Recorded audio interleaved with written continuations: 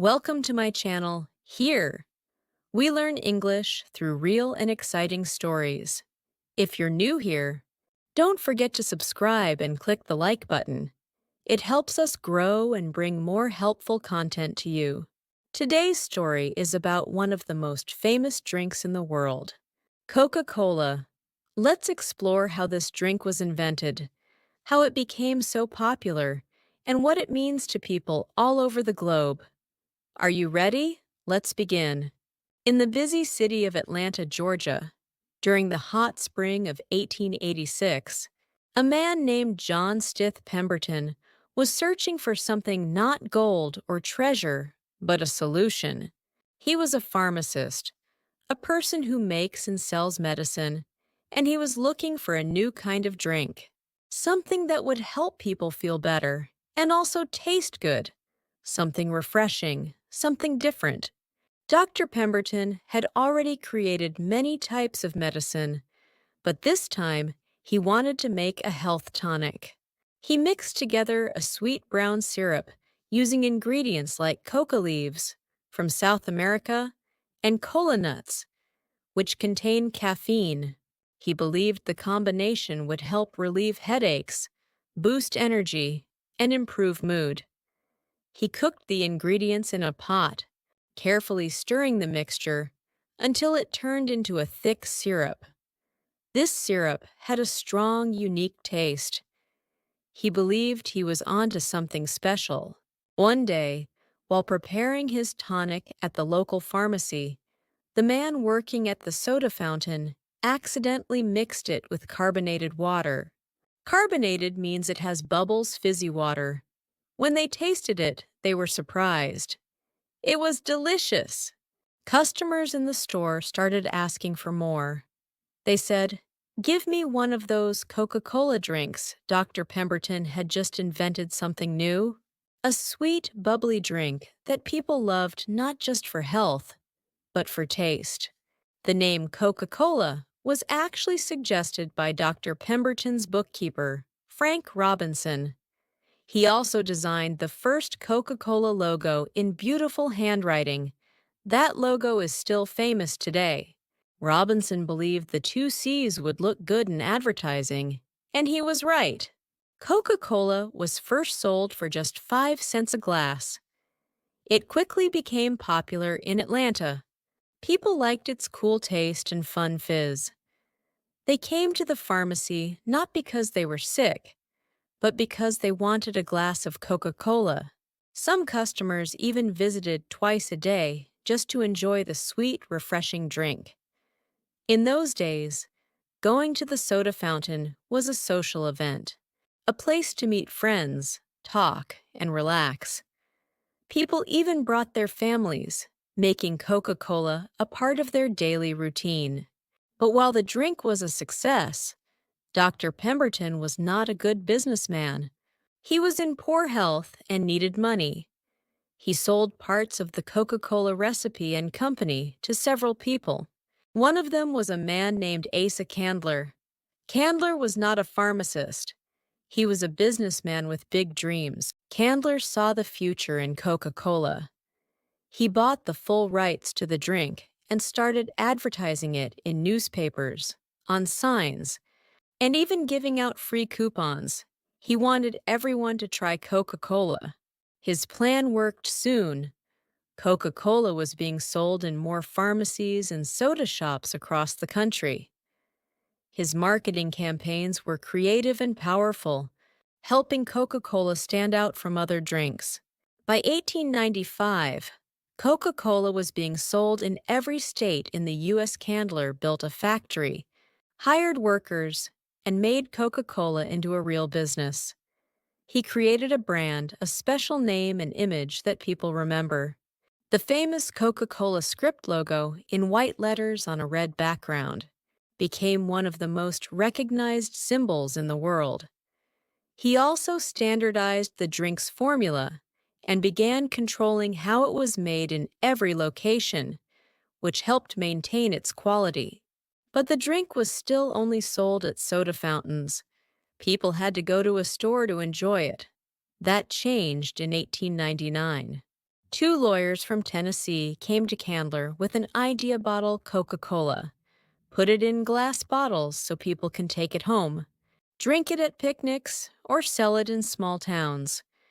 At first, Candler wasn't sure. He thought bottling might change the drink's quality, but he agreed. Bottling Coca-Cola made it more popular than ever.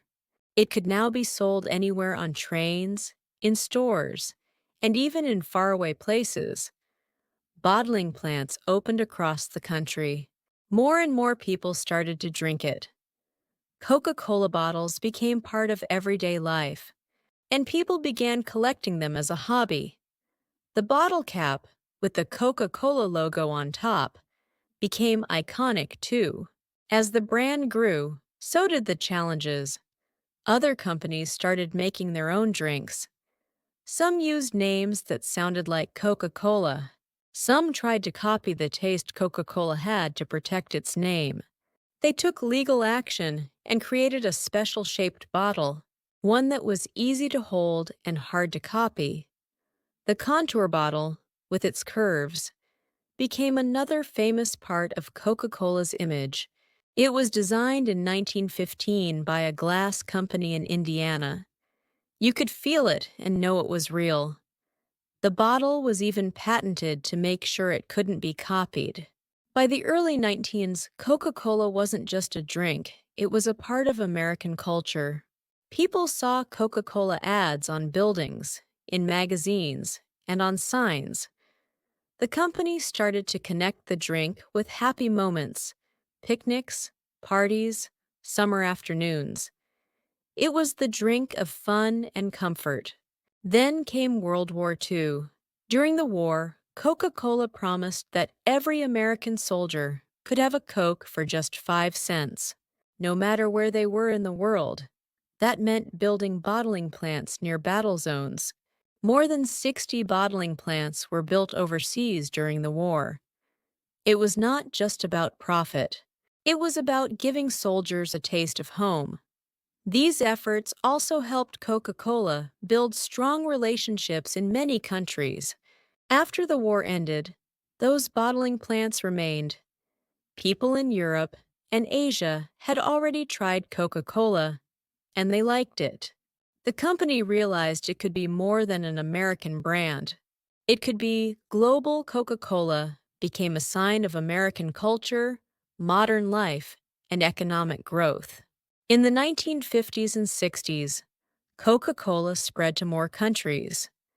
The company made ads using happy music, colorful images, and simple messages.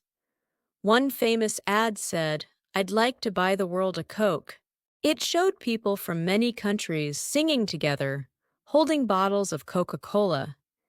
It wasn't just about the drink, it was about peace, friendship, and joy. Coca-Cola became a symbol. It stood for fun, youth, freedom, and togetherness. It appeared in movies, TV shows, and even on Christmas cards. The modern image of Santa Claus, big, jolly, wearing red and white, was made popular by Coca-Cola's holiday ads in the 1930s. This image became so famous that people began to believe Santa had always looked that way. But not everything was perfect. In 1985, Coca-Cola made a big change. They decided to create a new recipe. The company called it New Coke. They believed people wanted a sweeter, more modern taste. Market tests had shown that people liked it better, but they were wrong. People were angry. They missed the original flavor. Thousands of letters, phone calls, and protests followed. People formed groups with names like Old Coke Drinkers of America. Within a few months, Coca-Cola brought back the old recipe now called Coca-Cola Classic. The lesson was clear: don't change something people love. Since then, Coca-Cola has created many new drinks: Diet Coke, Coke Zero, Cherry Coke, Vanilla Coke, and more. In some countries, there are even flavors like mango or coffee Coca-Cola. The brand keeps growing, changing, and adapting. Today, Coca-Cola also makes water, juices, sports drinks, and teas. The company owns many other beverage brands around the world. Coca-Cola also became involved in sports. The company sponsors events like the Olympics and the FIFA World Cup. You can often see Coca-Cola signs in stadiums and sports arenas around the world. Coca-Cola also supports local community events and education programs. Today, Coca-Cola is sold in more than 200 countries. Every second, more than 10,000 Coca-Cola products are enjoyed somewhere in the world. From the smallest village to the biggest city, people know the name in vending machines, restaurants, and homes. Coca-Cola has become part of everyday life. And it all started with a small idea, a syrup, a mistake at a soda fountain, and one man's hope to create something good. Let's now look at some of the key words from this story. Pharmacist, a person who makes and sells medicine syrup, a thick, sweet liquid made from sugar, carbonated with bubbles, fizzy caffeine, a chemical found in some plants that gives energy brand a name, image, or design that makes a product special. Bottling, putting a drink into bottles so people can take it home. Contour bottle, the special curvy bottle, design of Coca-Cola. Global, around the whole world. Advertisement, a message that tells people about a product. Classic, something old, original, and loved for a long time. Thank you for listening to this story. If you liked it, please like, comment, and subscribe. Learning English through real stories is a great way to grow your skills. See you in the next video. Bye-bye.